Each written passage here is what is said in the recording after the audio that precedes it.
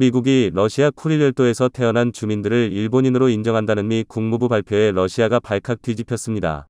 그런데 갑자기 러시아가 이 섬들을 일본 대신 한국에 매각할지 주목. 쿠릴열도 남단에 위치한 4개 섬은 제2차 세계대전에서 패전한 일본이 러시아에게 빼앗긴 섬으로 지금 러시아가 실효 지배하고 있는 상황입니다. 일본 정부는 오랜 기간 쿠릴열도 4개 섬 반환을 요구하며 러시아와 일본 사이 외교에서 주요 의제 중 단골 소재가 돼버린 상황입니다. 일본과 러시아 간 이 문제가 해결되지 않을 경우에는 일본의 수건 사업이었던 홋카이도부터 러시아의 사할린까지 연결하는 대륙 연결 철도가 무산될 상황에 놓이게 됩니다. 그런데 원래 러시아에서는 이 섬들을 매각할 계획을 갖고 있었습니다. 영토가 거대한 러시아에게 이 섬들은 그다지 전략적으로 의미 있는 섬들은 아니었기 때문입니다. 그렇기 때문에 세계 경제 최강국이었던 일본에 매각하고 시베리아 개발 자금을 받는 것이 오히려 경제적 전략적으로 나은 것을 이미 러시아 측에서도 알고 있었기 때문입니다. 1997년 11월 크라스 노야르스크에서 열린 러일 정상회담에서는 당시 보리스 엘친 러시아 대통령이 당시 일본 총리였던 하시모토 류타로에게 쿠릴열도를 매각할 의사가 있다고 말했습니다. 그러나 민족주의를 기반으로 집권한 푸틴 정권에서 이 모든 협상은 무산된 상황입니다. 그런데 이 섬 중 일부가 일본 대신에 한국에 매각될 가능성이 있다는 분석이 나와 놀라움을 주고 있습니다. 이는 바로 최근 미국이 일본 편을 들면서 러시아 쿠릴 북방영토 4개도에서 태어난 주민들을 일본 국민으로 인정한다는 미 국무부 발표 때문이 아닌가 분석되고 있습니다. 어차피 매각하기로 한 섬을 일본에 팔아버릴 바에야는 한국에 팔아서 미국과 러시아 양 국가 모두의 우호적 관계를 맺고 있는 한국에게 매각하면 러시아가 전략적으로 취할 수 있는 이득이 많을 수 있기 때문이라는 분석입니다. 이미 러시아 정부기관의 보고에 따르면 러시아 극동지방에서 사할린과 캄차카반도 그리고 쿠릴열도의 상당 지역이 대한민국의 경제적 영향력이 상당히 높은 것으로 보고되고 있습니다. 이 중 일본과 영토 갈등을 겪고 있는 쿠릴열도 4개 섬 중 일부를 한국에 매각하게 된다면 러시아 극동지방의 개발 사업에 한국의 참여율을 더욱 높일 수 있다는 계산입니다. 특히 쿠릴열도 영토 분쟁에 있어서 러시아와 일본의 갈등에 있는 제3자 입장인 한국이 끼어들 수 있어서 대일본 견제 전략과 균형에 한국이 좋은 역할을 할 수 있을 것이라는. 한국이 쿠릴열도 섬을 매입하게 된다면 막대한 러시아 극동 개발 자금을 부담해야 한다거나 영토 매입에 많은 예산이 투입돼야 할 수 있습니다. 하지만 이 점도 많습니다. 영해가 크게 넓어져서 북방 어업의 전초기지 역할을 할 수 있고 향후 북극 항로의 거점으로 활용할 수 있습니다. 이 지역은 한국에서 많은 수요가 있는 한대성 어종인 명태가 많이 잡혀서 국내 수산업에도 매우 효과적일 수 있습니다. 그뿐 아니라 그동안 한국 공군기의 작전 반경은 한반도와 간사이권에 미치지 못했지만 쿠릴열도를 매입하게 된다면 일본 열도 상당부를 감시할 수 있기 때문에 일본의 침략 야욕을 방지할 수 있습니다.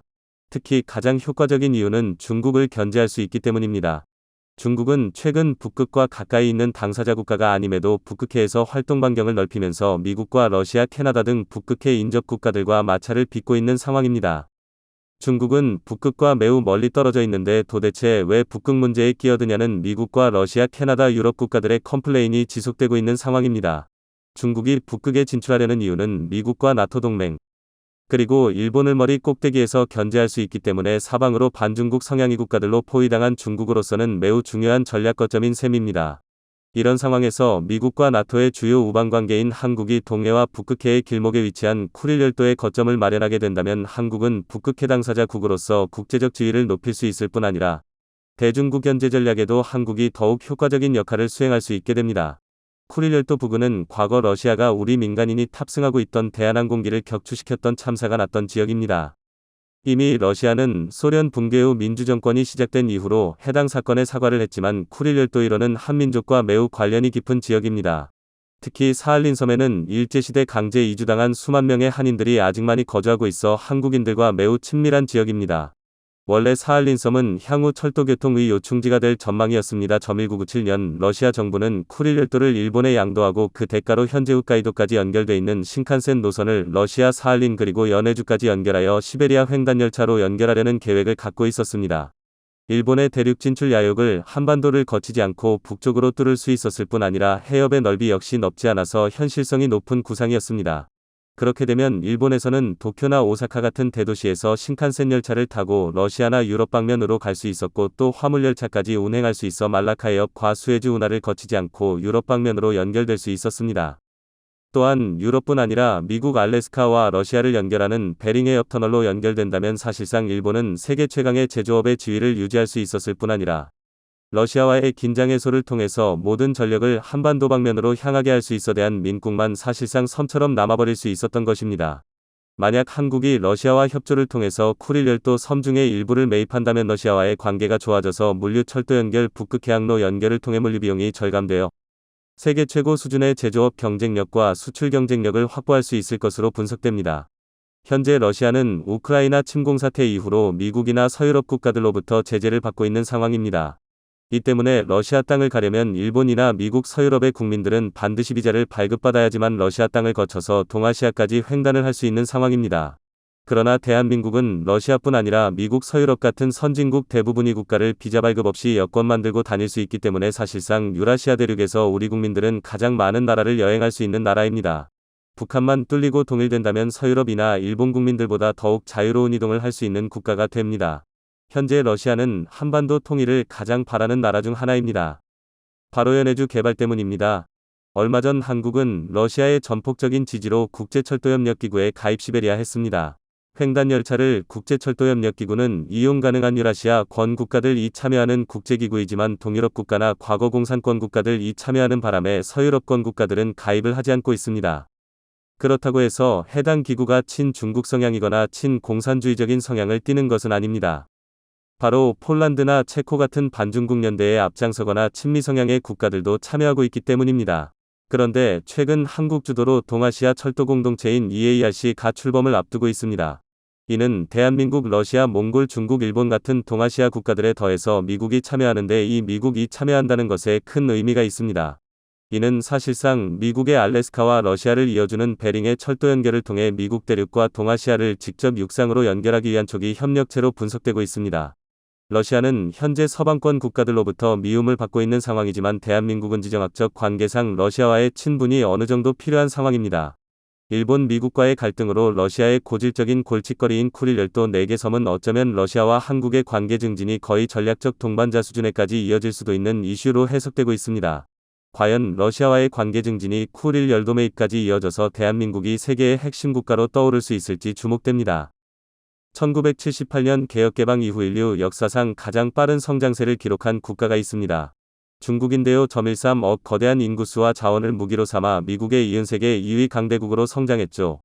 그런데 중국이 경제력만 키운 것은 아닙니다. 굴기를 내세워 모든 산업을 야금야금 장악하던 이 군사력 분야에서도 큰 두각을 드러냈고, 물론 미국과 전쟁을 해봐야 알겠지만 미국을 위협하는 수준까지는 몰라섰습니다. 그런데 세계 3위로 분류되는 군사강국 중국과 세계 6위로 평가되는 한국이 맞붙는다면 어떤 상황이 전개될까요?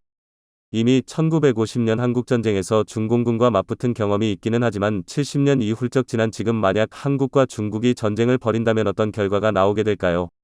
안녕하세요. 디시멘터리입니다. 1950년 6월 25일 새벽 기습적으로 남한을 침략한 김일성은 연군의 참전으로 어려움에 처하자 스탈린에게는 소련 공군을 마오쩌둥에게는 중공군 파병을 요청했습니다. 아마 많은 분들이 일사후퇴를 들어보신 적이 있으실 겁니다. 전쟁 초기 낙동강까지 파죽지세로 밀고 내려온 북한군은 9월 15일 메가더 장군의 인천 상륙작전으로 2주 만에 서울을, 10월 19일에는 평양을, 11월 26일에는 북한 대부분 지역을 내줬습니다. 그러나 북한을 완전히 점령할 것 같았던 유엔 연합군이 점령 깃발을 꽂으려던 찰나 실패를 마주하게 되죠. 왜냐면 평양이 점령당한 직후 마오쩌둥이 중공군 20만 명을 압록강 건너 북한으로 투입했기 때문입니다. 그리고 1953년 휴전협정이 체결되기 전까지 무려 240만 명을 투입시켰으니 이내 전술로 밀고 내려오는 중공군을 당해낼 여력이 없었습니다. 결국 12월 15일 흥남부두에서 미국 제1해병사단을 시작으로 미 10군단 모든 병력과 피난민 10만 명을 남쪽으로 철수시켰고, 1월 4일 서울까지 점령당하자 또 다시 남쪽으로 철수를 거듭했습니다. 그렇게 3년이 넘는 시간 동안 치열하게 싸우다 겨우 휴전협정을 체결해 현재까지 이어진 겁니다. 보통 한국전쟁은 김일성이 일으킨 것으로 생각하지만 김일성이 주인공이었던 시기는 발발 후 3개월에 지나지 않습니다.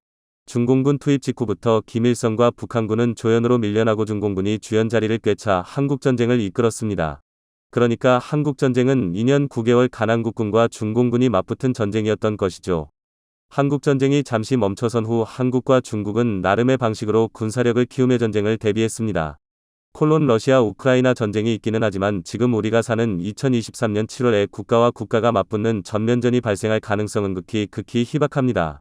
왜냐면 전 세계 모든 국가의 경제력 수준이 올라갈수록 그 돈의 상당수는 국가 안보를 위해 투입되기 마련이라서 핵무기, 전투기, 항공모함, 이지스함, 전차, 잠수함, 로봇 등등 70여 년 전에는 상상도 할 수 없는 신무기들이 속속 등장하고 있으니까요.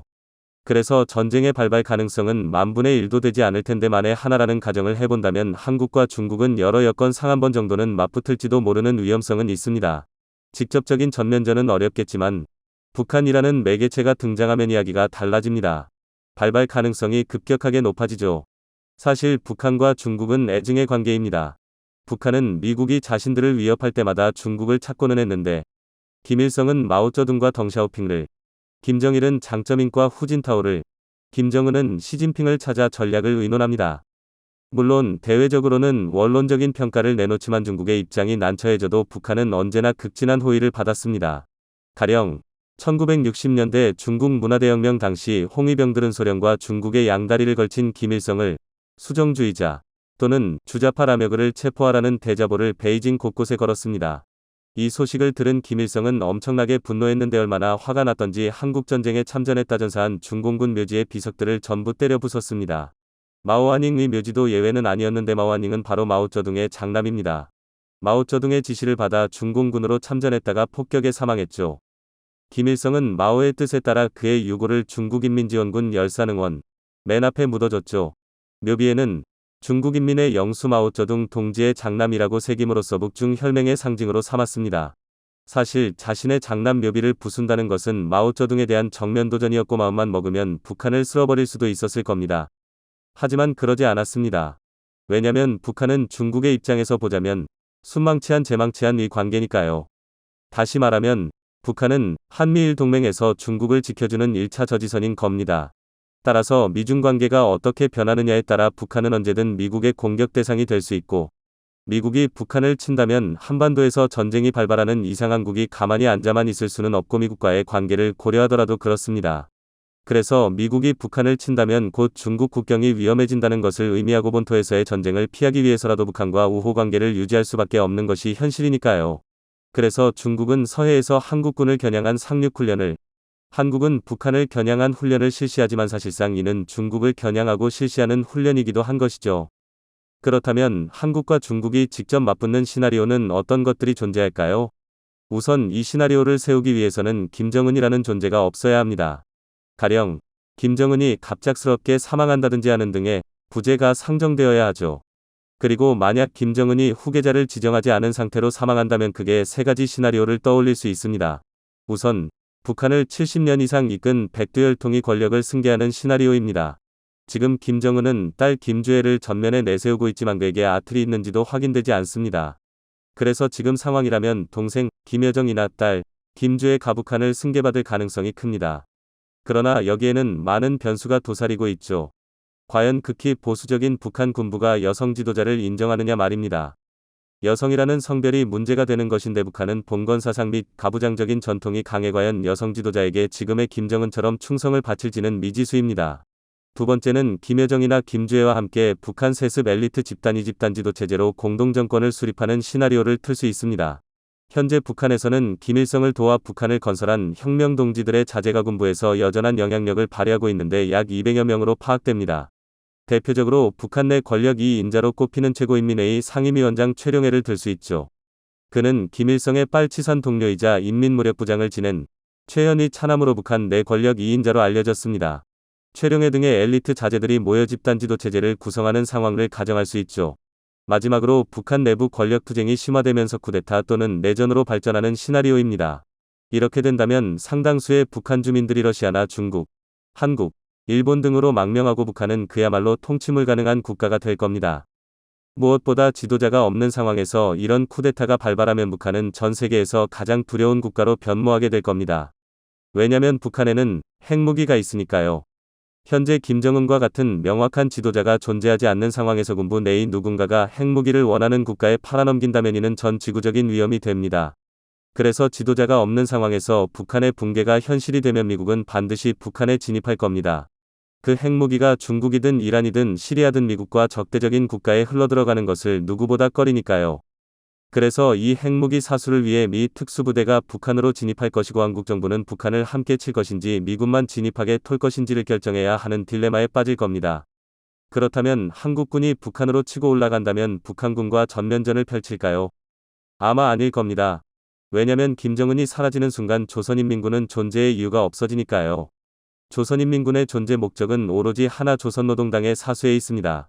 가령 가여운 북한 주민을 보호한다거나 자국의 안보를 책임지는 따위의 의무는 없죠. 오로지 조선노동당의 중심, 즉 김정은을 보호하기 위해서 존재하며 오로지 그 명령만으로만 전쟁을 할 수 있는 자격이 생깁니다. 그래서 1호 명령, 즉 김정은의 지시가 없으면 함부로 부대도 이동시키지 못하는 것이 현실입니다.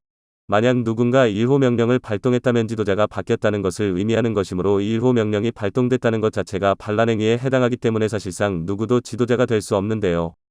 하지만 김정은이 어떤 이유로 사라진 상황에서 북한을 통치하겠다며 중국의 압록강을 건넌다면 이때는 필시 한국군과의 전면전이 발발합니다.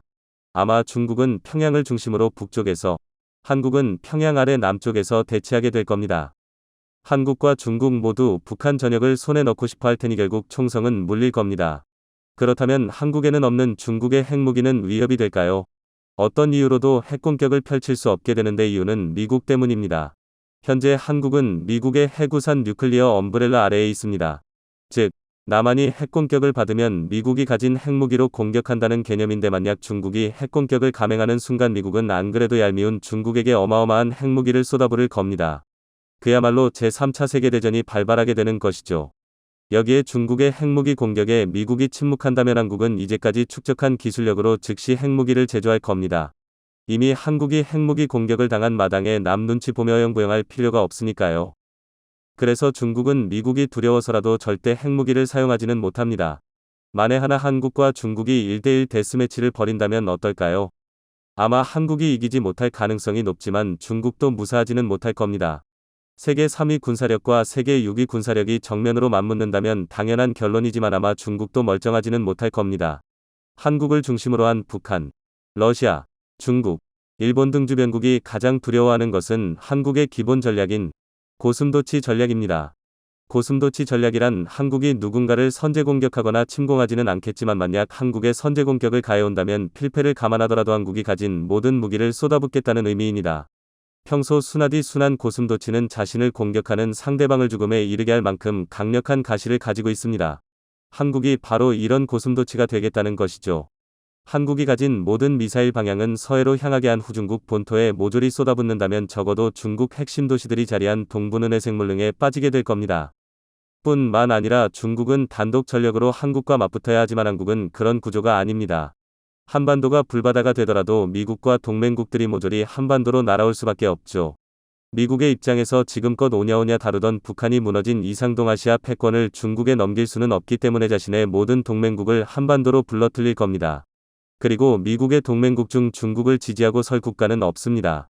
가령 일본은 중국과 센카쿠 열도 중국명 갸오이다오 분쟁을 겪고 있을 뿐 아니라 미국의 핵심 동맹국이기도 합니다. 그래서 오키나와에는 해외 기지로 가장 큰 미 공군기지가 있고 미 해병대 주둔지인 캠프 한센이 있죠. 또한 중국 바로 옆 대만 또한 중국이 무너지기를 바라는 간절함으로는 세계 1등일 겁니다. 아마 한반도 전쟁을 빌미로 미국 편에 설 가능성이 100%죠. 필리핀 역시 미군이 주둔 중이고 호주는 중국과 정면으로 무역전쟁을 겪고 있습니다. 또한 중국 남쪽에 위치한 베트남은 중국과 남중국해 분쟁에 휘말렸고 중국 서쪽에는 중국보다 더 많은 인구수를 자랑하는 인도가 중국의 칼을 갖고 있죠. 여기에 파키스탄, 키르기스스탄 등이 미국과 직접 협력하게 될지는 알 수 없지만 이를 국가의 미 공군기지가 있어 언제든 중국 상공을 날아 한반도로 날아올 수 있습니다. 하지만 더 큰 문제는 북한에 집중하는 순간 중국 본토가 위험해진다는 점입니다. 마오쩌둥은 김일성이 자신의 장남 묘지 비석을 부쉈어도 이를 넘어갔던 것은 북한과 중국이 순망치 않의 관계였기 때문입니다. 중국의 입장에서 외교적으로 가장 중요한 국가라는 것이죠. 하지만 북한을 보호하거나 북한을 점령하기 위해 대규모 병력을 파병했다가는 중국과 악감정을 가진 인도 또는 남중국해 분쟁으로 곤란해진 동남아 국가들이 빈집털이를 감행할지도 모르는 일이죠. 또한 중국이 억지로 품 안에 가둔 소수민족들의 반란도 간과할 수 없는 일입니다. 따라서 중국이 북한을 노리는 순간 거대한 중국은 걷잡을 수 없는 혼란에 빠져들 수밖에 없죠. 오늘 영상을 준비하며 중국의 의상과 위치에 대해서 다시 한번 생각해봤습니다. 중국은 가운데 중중을 써서 세상의 중심이 되고자 했지만 다시 생각해보면 세상 모든 분쟁의 중심에 있어서 중국이 아닐까 생각해봤습니다. 욕심을 조금만 멀고 주변국들과의 관계를 조금만 더 유하게 가져갔더라면 어땠을까? 과욕 때문에 대륙을 벗어나는 순간 가장 위험해지게 된 것은 아닐까 생각해봤습니다. 시청해주셔서 감사합니다. 최근 미국의 한 군사방송에서 만든 한국 관련 영상이 화제입니다.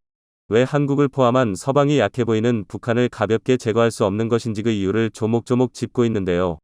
의외로 단단한 방어를 구축하고 있는 북한에 대해 미국 시청자들은 뜻밖이라는 반응이 많았습니다. 사실상 제2차 한국전쟁을 가정하고 시나리오를 짜고 있는 이 방송은 한국에게도 많은 교훈을 주는데요. 이 영상의 내용을 가만히 되새겨보면 한국이 북한의 위협에 대비해서 어떤 노력을 해왔으며 앞으로는 어떻게 행동해야 할지 알 수 있습니다. 그 내용을 함께 살펴보겠습니다. 한국전쟁은 끝나지 않았습니다. 어떤 강화 조약도 체결된 적이 없으며 1953년부터 이어진 휴전 조약은 미약한 평화만을 유지하고 있습니다. 그리고 중무장한 한반도에서는 너무 많은 이해관계가 교차하기 때문에 지속되는 평화를 찾는 것은 모든 국제관계에서 가장 어려운 문제일 수 있습니다. 사실 한국의 교착 상태는 가까운 시일 내에 끝날 것 같지는 않습니다. 그것이 가장 현실적인 시나리오입니다. 만약 교착 상태가 어떻게든 끝나고 다시 전쟁이 발발한다면 미국과 한국의 지도자들은 어려운 문제에 직면하게 될 것이기 때문입니다. 북한은 침략이 거의 불가능하다는 것이죠. 이유는 이렇습니다. 무엇보다도 의회 조사국에 따르면 북한에는 현재 20개에서 60개의 탄두를 만들어 보유할 수 있을 만큼 충분한 핵분열 물질이 있기 때문에 북한을 침략하는 것은 곧 핵 불장난을 동반하는 전쟁이 될 것입니다. 북한은 또한 전 세계의 목표물들에다 그 탄두를 배달할 수 있는 수단도 가지고 있습니다.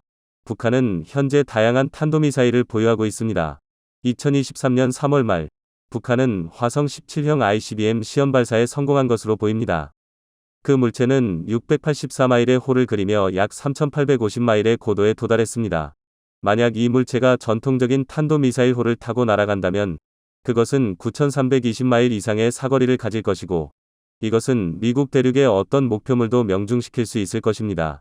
또한 화성 17은 잠재적으로 1개 이상의 탄두를 탑재할 수도 있습니다. 북한은 사거리 6460마일의 화성 14와 사거리 877마일의 화성 15도 가지고 있는데 이것으로 미국에 있는 대부분의 목표물을 공격할 능력을 얻었죠. 화성 17이 제대로 작동하지 않더라도 여전히 골칫거리입니다. 그리고 바로 거기에 북한을 공격하는 것에 대한 첫 번째 문제점이 있습니다. 옛날이었다면 북한이 전략적으로 보복하는 게 불가능했을 것입니다.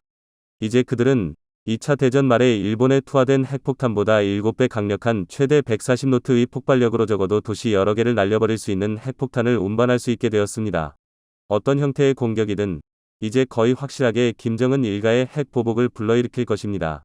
그것은 미국 본토, 일본, 괌 혹은 다른 곳의 기지를 향해 날아갈 수도 있습니다. 이런 핵 억지력이 작동하고 있는 상황에서 북한 공격은 거의 불가능합니다. 그러나 핵무기가 아니라도 북한은 또 다른 형태의 억지력을 보유하고 있습니다. 북한은 남한의 수도인 서울을 직접 겨냥한 약 6,000개의 재래식 포병 시스템을 가지고 있습니다. 만약 북한이 서울에 전면적인 포격을 가한다면 처음 1시간 내로 20만 명이 희생될 것으로 랜드 연구소는 추정하고 있습니다. 북한에 대한 공격은 현대사회 초유의 민간인 사상자를 방지하기 위해서라도 국경 전역의 목표물에서 이러한 포병 시스템을 신속하게 무력화시키고 시작될 필요가 있습니다. 미국과 한국의 정보기관은 이러한 시스템들이 어디에 위치하고 있는지 정확하게 알고는 있지만 민간인 피해가 발생하기 전에 모든 포병 시스템을 제때 제거하는 것은 불가능합니다. 북한은 침공방어를 위한 또 다른 비장의 무기를 갖고 있습니다. 바로 중국 공산당과의 동맹이죠. 북한 정권은 그 존속을 중국의 지원에 의존하고 있습니다. 북한은 중국과의 무역을 통해서 이른바 은둔의 왕국에 부과된 가혹한 경제 제재를 피할 수 있었죠. 중국으로부터 오는 수입품이 없다면 북한은 음식, 에너지, 여타 필수품 부족으로 인하 빠르게 무정부 상태에 빠질 것입니다. 하지만 양국의 관계가 항상 좋았던 것은 아닙니다. 북한은 경제적으로 불리함에도 불구하고 중국에 대해 상당한 영향력을 갖고 있습니다.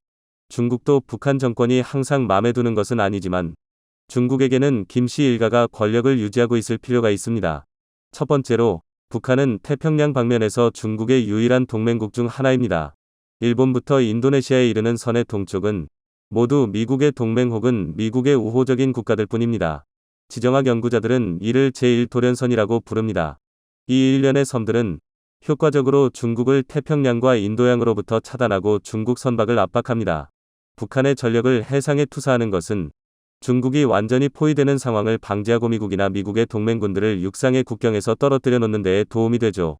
중국이 한국 전쟁에 개입한 것도 그 육로상에 미군이 주둔할 가능성 때문이었습니다. 중국이 김씨 일가의 권력 유지를 지지하는 두 번째 이유는 북한의 체제가 불안정해지면 수백만 명의 난민들이 국경으로 밀려들어와 중국 충북 본토에 혼란을 야기할 것이기 때문입니다. 중국 입장에서는 이 두 가지 시나리오만큼은 용납할 수가 없습니다. 북한을 공격하는 어떤 시나리오도 거의 확실하게 중국의 개입을 초래하게 됩니다. 한국 전쟁 때처럼 말이죠. 이런 이유들로 인해서 김씨 정권은 은둔의 왕국 이 권력 유지에 있어서 안전한 방법이라고 여기는 것입니다. 이처럼 북한은 그 자체로 강력한 방어를 구축했다기보다는 적국에게 일정 이상의 피해를 강요하는 방식으로 스스로를 지키고 있습니다. 그냥 단순하게 군사력으로 밀고 들어가는 것으로는 이들을 제압할 수 없게 되어 있는 것이죠. 북한 공략을 어렵게 만드는 요소는 이뿐만이 아닙니다.